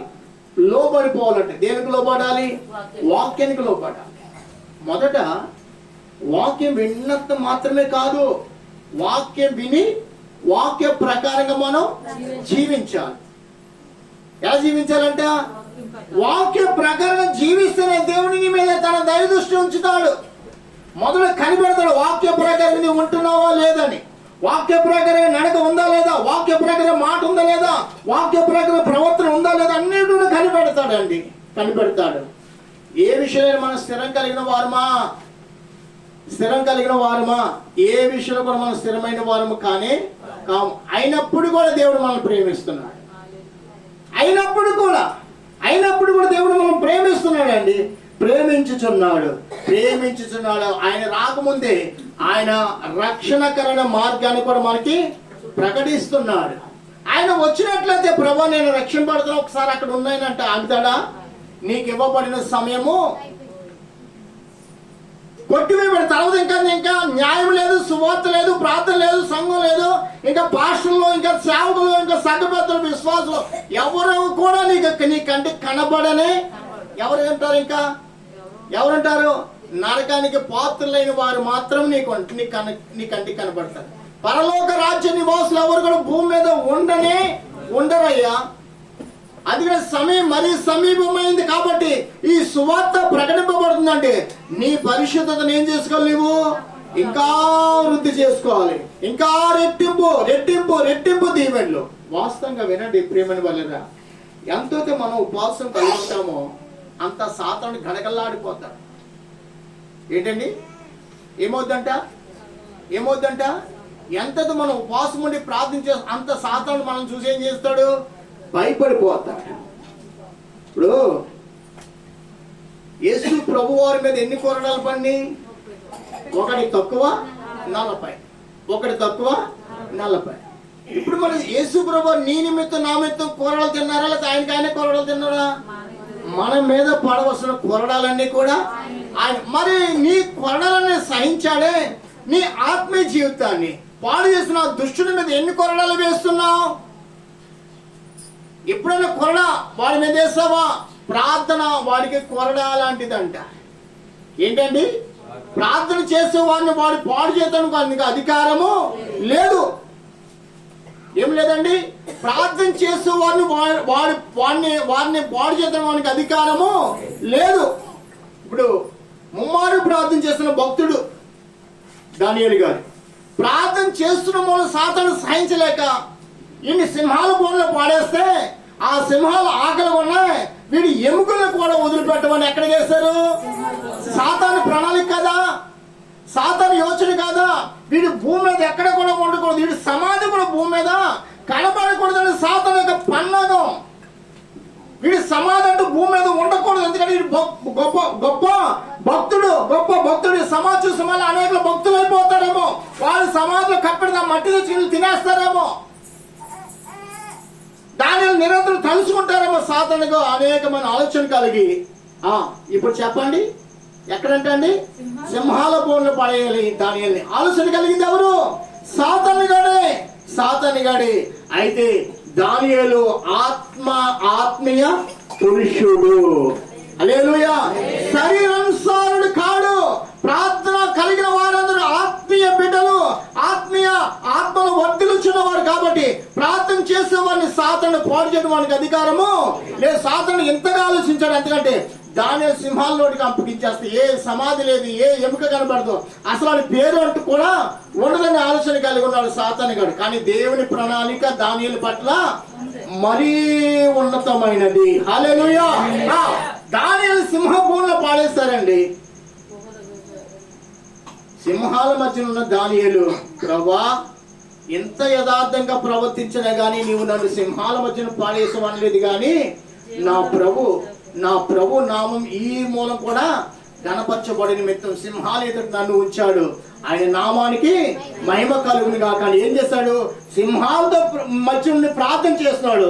సింహాలేమో ఆయన ముందు కూర్చుని అలాగా ప్రార్థనలు అవి కూడా మోకరించినాడు. దేవుడికి స్తోత్రము కలుగాక. సింహాలు కూడా దానియేలుతో ఏకీభవించినాయి. సింహాలే తెలుసు సింహం చేసిన సృష్టికర్త ఎవరు, కానీ మానవుడికి తెలియలేదు దానియేలు యొక్క దేవుడు ఎంత శక్తిమంతుడు. హల్లెలూయా. రాత్రంతా సింహాలు ప్రార్థనలు ఉన్నాయి, దానియేలు ప్రార్థనలు ఉన్నాయి. సింహాలు ప్రార్థన చేస్తున్నాయి, దానియేలు ప్రార్థన చేస్తున్నాయి. ప్రభువా నీ భక్తుని మా దగ్గరికి పంపించా, మేము మోకరించే సమయం నాకు కూడా మీ భక్తు ద్వారా నాకు అనుగ్రహించండి.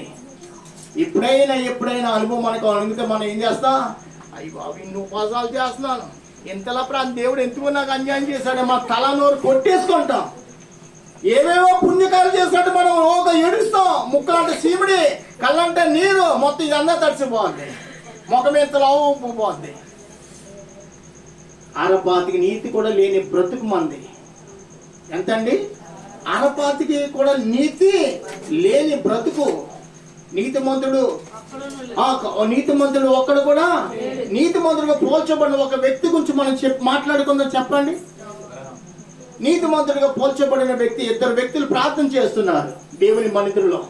ఒకడేమో ప్రభు నేను దశమాలు ఇస్తున్నానయ్యా, నేను వారానికి 2 సార్లు ఉపవాసం ఉంటానని ఆడు గరణగా మాట్లాడుతున్నాడు. ఎవడో పరిసయ్యుడు సొంకరి అంటున్నాడు, ప్రభు ఆకాశమందు నా తల ఎత్తు కూడా నేను సరిపోనని రొమ్ము కొట్టుకుని ప్రభు అని ప్రాధేయపడుతున్నాడు. అతనికంటే ఇతడు నీతిమంతుడిగా తీర్చబడి ఉన్నాడు. హల్లెలూయా. ప్రార్థన నీతి పేరును కలిగజేసేది, ప్రార్థన పరిశుద్ధతను అనుగ్రహం చేసేది, ప్రార్థన నిన్ను లోకస్తులే కాదు పరలోక ప్రియుడిగా నీకు ముద్ర వేసేదే ప్రార్థన. ఆమేన్. హల్లెలూయా. ఆ ప్రార్థన నీలో నాలో లేకపోతే ఎంతకాలం బైబిల్ పట్టుకుని సంఘానికి వెళ్ళినా ఏంటో నా ప్రార్థన అంతా ఏమవుతుందో. వీడా ప్రార్థన చేస్తున్నా కాదంటే నీ ప్రార్థన పరలోకానికి ఎత్తబడుతుందా? పరలోకంలో చేరే ప్రార్థన ఇదేనా? గాలి వాన కొట్టుకో ప్రార్థన, ఇసుక మీద కట్టుకున్న ఇల్లు ఏమవుతుందంట? ఉపవాసం లేని ప్రార్థన, స్థిరం లేని ప్రార్థన, ఆత్మీయత లేని ప్రార్థన, పరిశుద్ధత లేని ప్రార్థన, వేషధార ప్రార్థన. ఏం ప్రార్థన అండి? వేషధార ప్రార్థన. సమయం దేవుడికి ఇవ్వలేదు, అడవిడి ప్రార్థన. నీ అవసరం బట్టి ప్రార్థన చేస్తున్నావు, కానీ దేవుని రాజ్యము భూమి మీద స్థాపించబడు నిమిత్తం దేవుని యొక్క నీతి, దేవుని యొక్క మహిమ నీలో క్రియ చేయబడి నిమిత్తం ఎప్పుడైనా కానీ ప్రార్థన చేస్తున్నామా మనం? ఎప్పుడైనా మీరా ఈ బ్రతుకు బట్టి పరలోక రాజ్యం చేరుకోలేం. బాగా చదివిన కలెక్టర్ ఉద్యోగం చేయాలని ఆశ కలిగి లాయర్లు అయిపోవాలని, డాక్టర్ అయిపోవాలని అన్న వాళ్ళకి అందరికి ఉద్యోగం దొరికేస్తున్నాయా? చాలా మంది అంటున్నారు కలెక్టర్ చదవనయ్యా రాలేదు, డాక్టర్ చదవనయ్యా రాలేదు, ఇంజనీర్ చదవనయ్యా రాలేదు అంటున్నారు. అలాగే మనము కూడా కొంతకాలం పరలోక రాజ్యం చేరు నిమిత్తం మనం ఏదంట చిన్న ప్రార్థన, కేవలం ఆదివారంకి మాత్రమే, మనం మళ్ళా నెలకొకసారి మాత్రమే, మళ్ళా క్రిస్మస్కి, మళ్ళా ఈస్టర్కి మాత్రం పాత్రలైన బిడ్డలు లేరా? ఉన్నారు కదండి. మరి వీరందరూ కూడా పరలోక రాజ్యంలో కనపడతారు మనకి. ధనలక్ష్మి గారు, ఎర్రయ్య గారు పరలోక రాజ్యంలో ఉంటారా ఉండరా? అస్సలు ఉండరంట.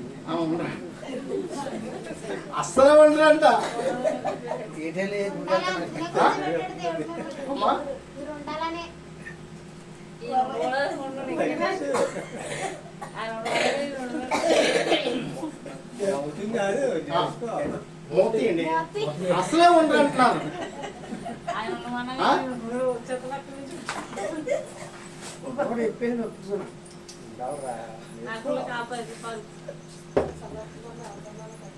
ఇప్పుడు భార్య పని చేయకపోయినా, భార్య తిట్టినా, భార్య కొట్టినా కానీ భార్య కాళ్ళు వదులుతున్నాడు, ఈయన వదులుతున్నాడా?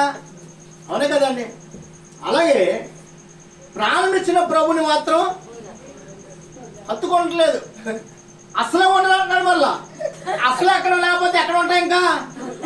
అయ్యో ఆ రోజు అసలే ఉండరా, ఎందుకని ఉన్నారా, ఈ అగ్గిలో కాలిపోతానని ఆ రోజు ఏడుస్తావట.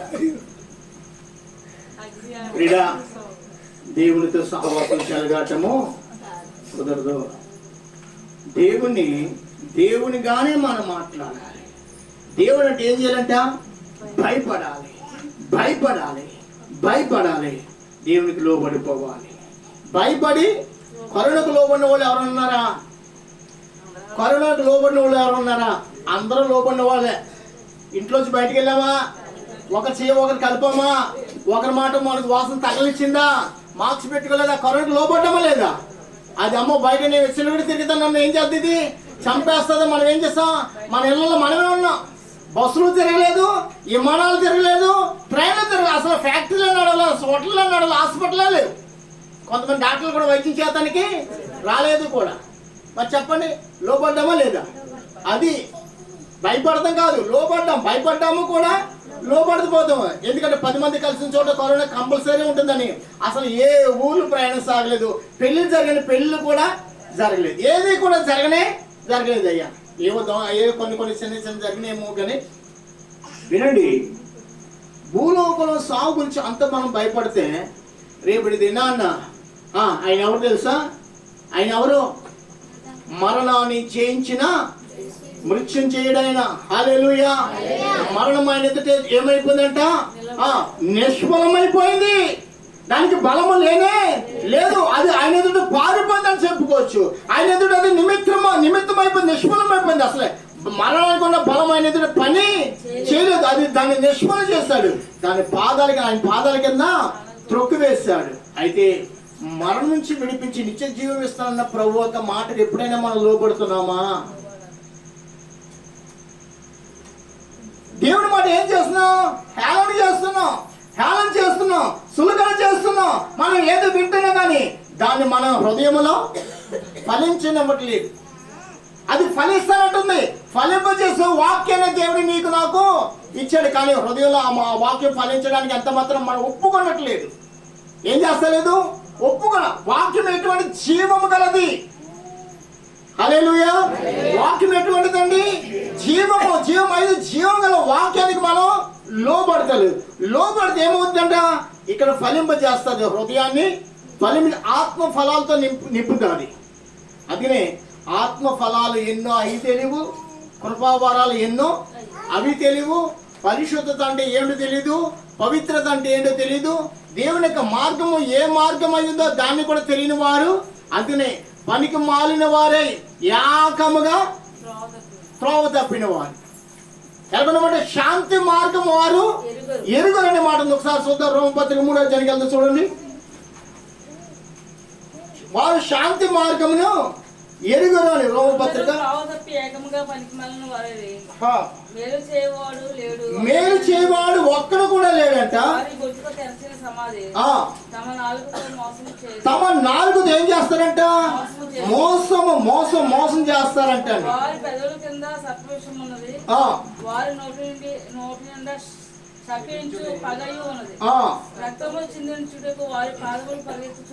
ఎందుకు పరిగెడుతుంటే వారి పాదాలు? రక్తము చిందించడానికి వారి పాదాలు పరిగెడుతున్నవి.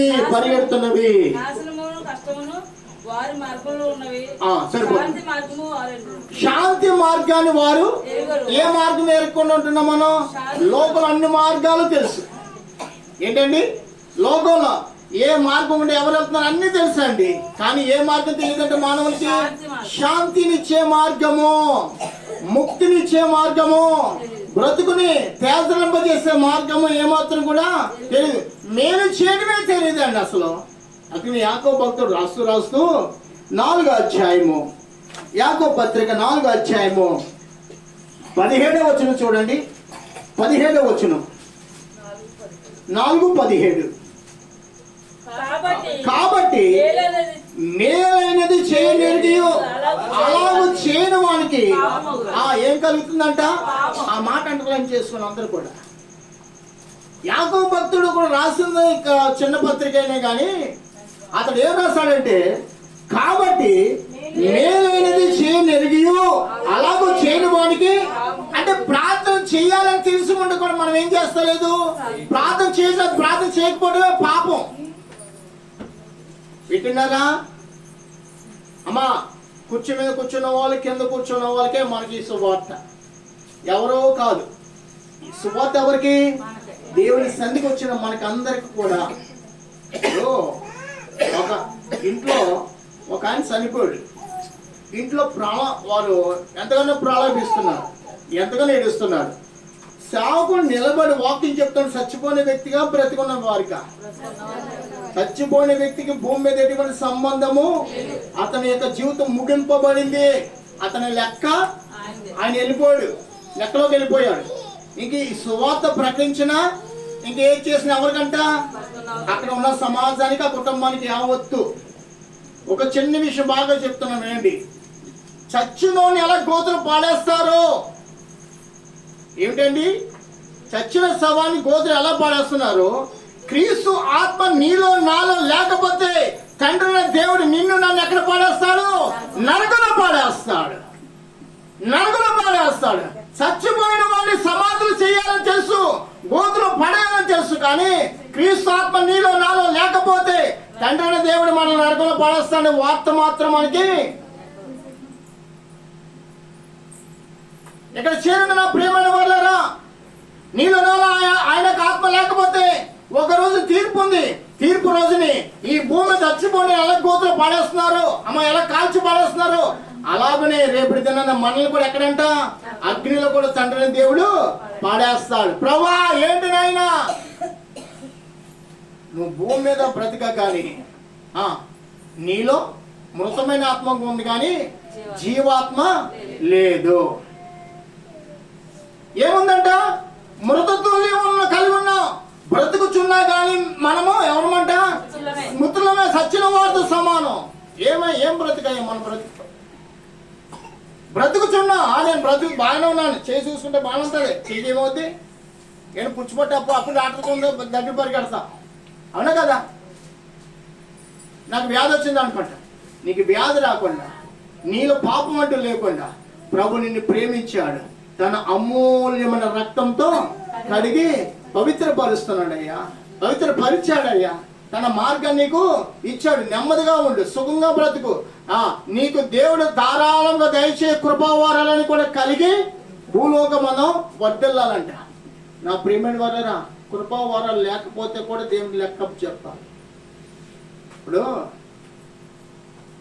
డాక్టర్ గుడ్ల కోసం నా పేరెట్టు పరిగెడుతున్నామా లేదు? మీరందరూ కూడా అవునే కదా. ఉద్యోగాలు లేకపోతే ఉద్యోగాలు, పనులు లేకపోతే అన్ని విధాలు పరిగెడుతున్నారు. మరి దేవుని రాజ్యం చేరుకోవడానికి మనకి ఏం కావాలి? కొన్ని కృపావరాలు కూడా, ఆత్మ ఫలాలు కూడా మనలో ఉండాలి. ఏ కృపావరమో లేదనుకో, ఏ ఆత్మ ఫలంలో మనం నిలిచలేదనుకో, దేవునికి ఏమి లెక్క చెప్తాం? ఏ కృపావరాల గురించి మనం చదువుతా లేదా? ఆత్మ ఫలాల గురించి మనం చెబుతున్నా? మీరందరూ ఆత్మ ఫలాలు ఎక్కడ ఉన్నాయంటే మాకు తెలియదంటే గలతీ పత్రిక 5:22 వచ్చిన అందరూ తేటగా చెప్పేస్తారు. చదవమంటే కొన్ని ఒకటి మర్చిపోలే, రెండు మర్చిపోలే, కనీసం చెప్పేస్తారు. కరెక్టే. కానీ ఆ ఆత్మ ఫలము నీలో క్రియ చేయబడుతుందా? వాక్యం ఎటువంటిదంట? జీవము. ఆ వాక్యం ఎటువంటిదండి? జీవం. మరి ఆ జీవముతో కూడా ఆత్మ ఫలాలు నీలో క్రియ చేయబడుతున్నాయి. అందుకే క్రియలు లేని విశ్వాసము. చెప్పండి ఇప్పుడు. ఆ ఆత్మ బలాలు, ఆ కృపావరాలు నీలో లేకపోతే నీవు నేను ఎవరు? మరి మృతులమమ్మా. అందుకనే యెషయా గ్రంథం 59వ అధ్యాయం అనుకుంట, నాకు ఈ మాట జ్ఞాపకం వస్తుంది. బాగా బ్రతుకున్నా కానీ సచ్చిన వారితో సమానం అంటున్నారు. 59వ అధ్యాయానికి రండి. 59వ అధ్యాయానికి వచ్చి 10వ వచనం మనం చదువుకుందాం. 10వ వచనం. గోడ కొరకు పుట్టివారి వలె తడువులాడుచున్నాము, కన్నులు లేని వారి వలె తడువులాడుచున్నాము.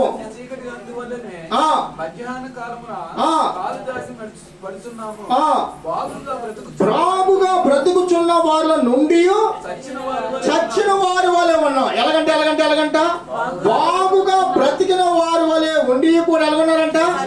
చచ్చిన వారు. వాక్యం లేకపోతే చచ్చినతో వారు సమానమే. యేసు క్రీస్తును అంగీకరించకపోతే నీ బ్రతుకు, నా బ్రతుకు, మన బ్రతుకు విలువ లేదు. ఏం నేర్చుకుంటున్నాం? ఏం వింటున్నాం? నేర్చుకున్న దాన్ని మన హృదయం అలా దాన్ని రిపీట్ చేసుకుంటున్నాం. బాగా మంచి అన్నం తిన్నామని మాట్లాడుకుంటాం. అబ్బా అక్కడ వెళ్ళి భలే భలే భలే భలే డబ్బి కూరలమ్మా, డబ్బి బూర్లమ్మా, అబ్బబ్బా భలే ఉంది. దాని గురించి మాట్లాడుతున్నాం. అది నీ కడుపును నాశనం చేసే ఆహారం అది. కానీ నీ బ్రతుకును సరిచేసి, నీ హృదయాన్ని వెలిగించి, నీ ఆత్మను పరలోకం చేర్చే వాక్యం గురించి ఎప్పుడైనా సంతోషించావా? అబ్బా మంచి వాక్యం ఈ రోజు విన్నాం.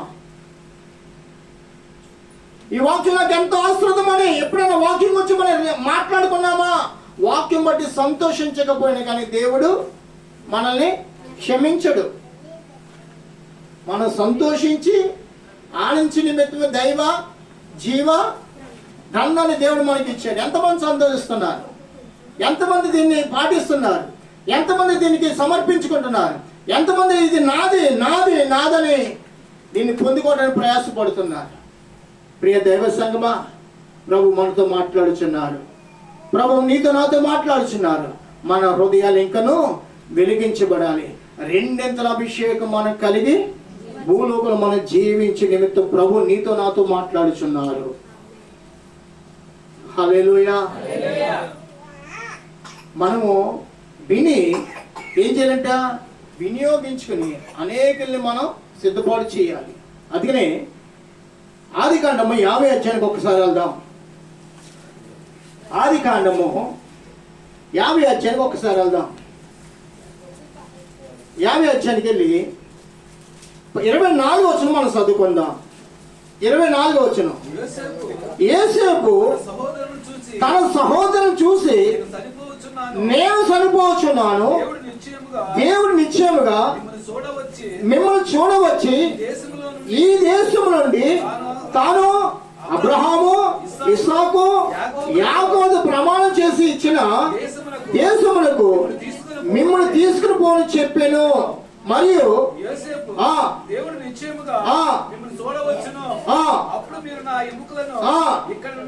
ఇక్కడ నుండి తీసుకుపోని చెప్పి ఇశ్రాయేలు కుమారుని చేత ప్రమాణము చేయించాను. చూడండి, అతడు మరణం సంభవించిందని తెలుసు. మరణం సంభవించిన ఆ సమయాన్ని కూడా అతడు ఏం చేస్తాడు తెలుసా? తన బిడ్డల గురించి మాట్లాడుతున్నాడు.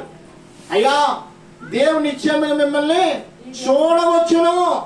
ఏమంటాడండి? దేవుని నిశ్చయం మిమ్మల్ని చూడవచ్చును. ఆయన ఎవరు? వాగ్దానం చేసిన దేవుడు. అబ్రహాము, ఇస్సాకు, ఆ వాగ్దానం మర్చిపోయే దేవుడు కాడు. కాబట్టి మీరు నేను ఇక్కడ చచ్చిపోతాను కాబట్టి నా ఎముకలు మాత్రం ఐగుప్తులో ఉండకూడదు అంటే అతని ఎముకలు ఐగుప్తులో ఉండడానికి అతడు ఒప్పుకోలేదు. నువ్వు నేనేం చేస్తా తెలుసా? ఎక్కడ ఎక్కడైనా సావు ఒకటే, ఎక్కడ చచ్చిపోయినా పర్లేదు అనుకుంటున్నావేమో, నలుగురు మోస్తే చాలు అనుకుంటున్నావేమో. ప్రియుడా, యేసు బలంగా అనుకోలేదు, యేసు బలంగా అనుకోలేదు.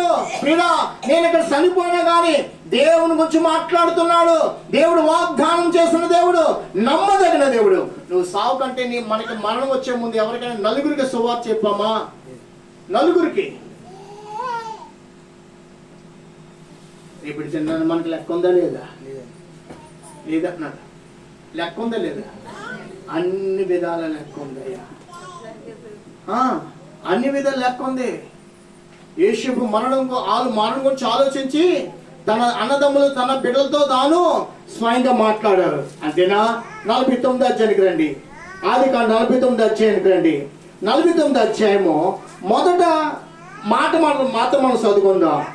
యాకోబు తన కుమారుని పిలిపించి ఇట్లా, నేను మీరు కూడరండి, అంత్య దినములలో మీకు సంభవింపబో సంగతులను మీకు తెలియపరిచేదని. ఏమంటాడండి? ఆగండి ఒకసారి సరిపోతున్నా. ఏమన్నాడండి? ఏమనంట? నా కుమారులారా నా యొద్దకు రండి, రాబో దినాల జరగబోయే సంగతులన్నీ కూడా నేను మీకు తెలియపరుస్తాను. ఎప్పుడు ఇతడు కూడా మాట్లాడింది ఎప్పుడు? అతని యొక్క మరణము సంభవించగా తన బిడ్డను దగ్గర చేర్చుకున్నాడు, బిడ్డలకు తెలియపరిచాడు.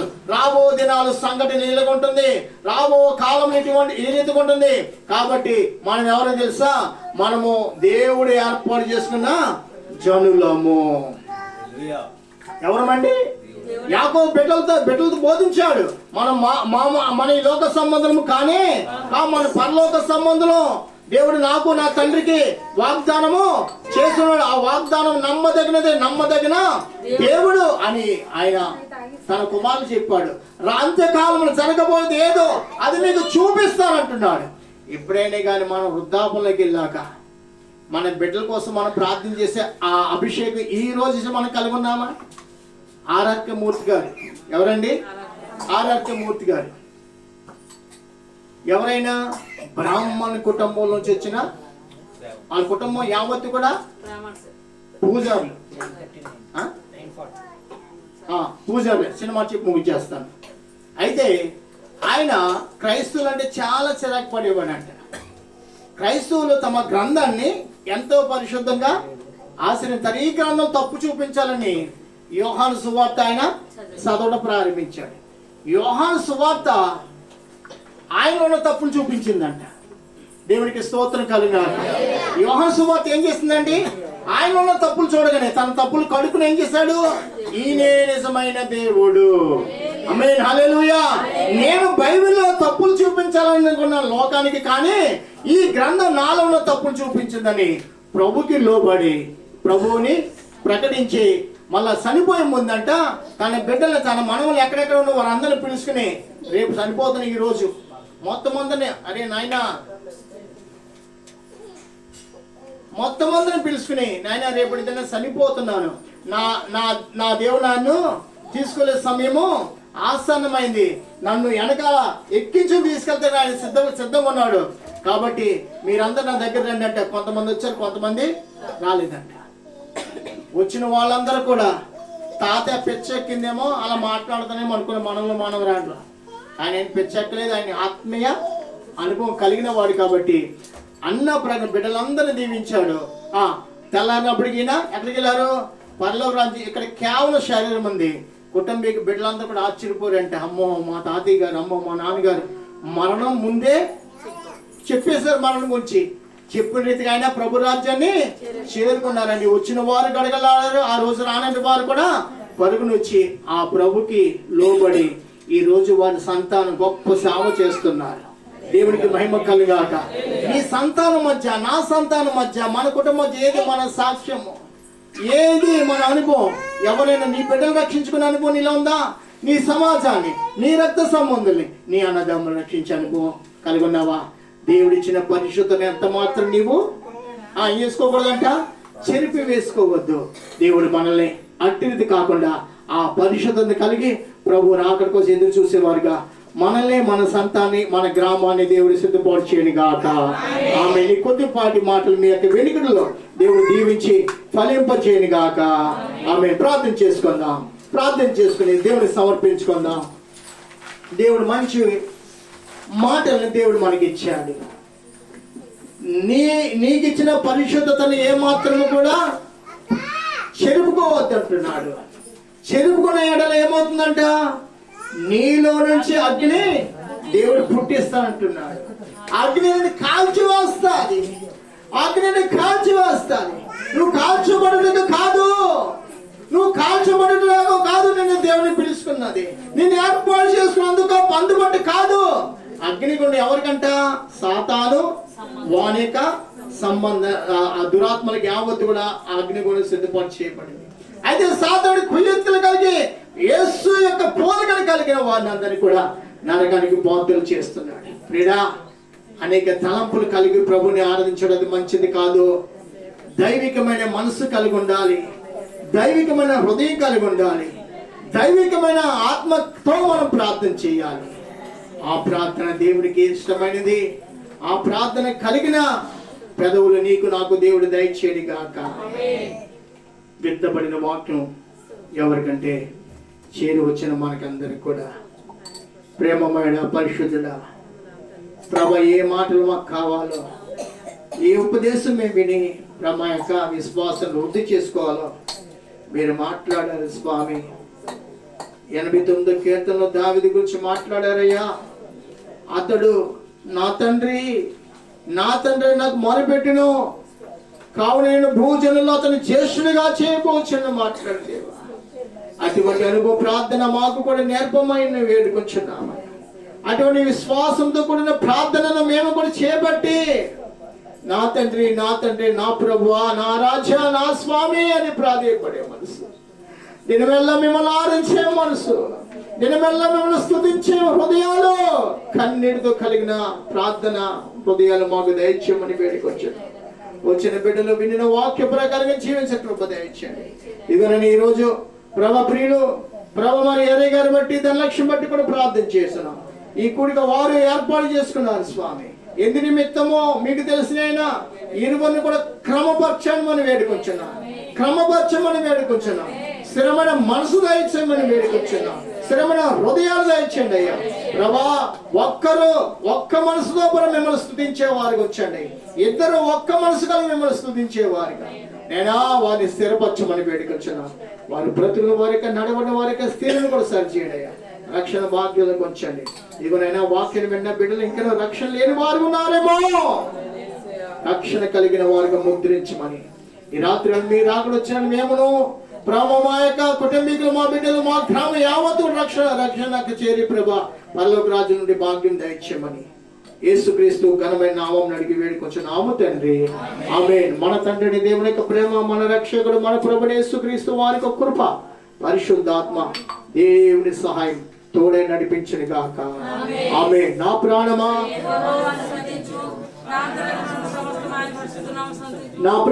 యెహోవాను స్తుతించు, ఆయన చేసిన ఉపకారం దేనిని మరువకు. ఆమేన్, ఆమేన్, ఆమేన్. హల్లెలూయా, హల్లెలూయా, హల్లెలూయా. అందరికి వందనాలండి. మరి సమని మీకు అందరికి వందనాలు. మన ఎర్రయ్య గారు మీకోసం కొంచెం స్పెషల్ ఏవో చేసుకొచ్చారు. ఇద్దరేరి రాజుగారు పంపేశారు ఇద్దరినే. త్వరగా